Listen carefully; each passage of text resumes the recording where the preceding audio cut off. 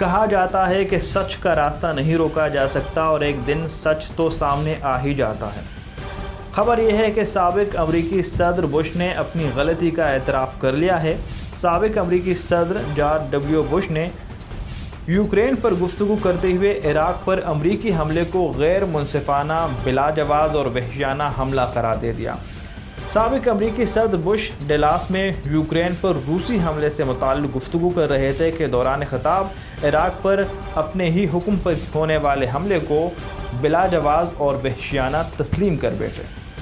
The result is an absence of checks and balances in Russia and the decision of one man to launch a wholly unjustified and brutal invasion of Iraq.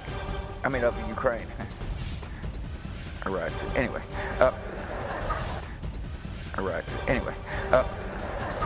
George Bush نے کہا کہ یہ روس میں احتساب کا مؤثر نظام نہ ہونے کا نتیجہ ہے اور عراق پر مکمل طور پر غیر منصفانہ، بلا جواز اور وحشیانہ حملہ کرنا ایک شخص کا فیصلہ ہے۔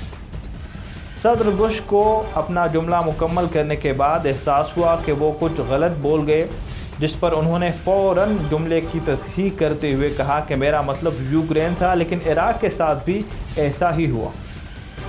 جارج ڈبلیو نے 2003 میں عراق پر بڑے پیمانے پر تباہی پھیلانے والے ہتھیار بنانے کا الزام لگا کر حملہ کر دیا تھا اور امریکہ کا یہ آپریشن 2011 تک جاری رہا تھا، جس کے بعد داعش جیسی عالمی دہشت گرد تنظیم نے جنم لیا، لیکن بڑے پیمانے پر تباہی پھیلانے والے ہتھیار کبھی نہیں ملے۔ ایک رپورٹ کے مطابق 2003 سے 2011 تک عراق پر امریکی حملے کے دوران 2,09,422 عام شہری قتل ہوئے تھے۔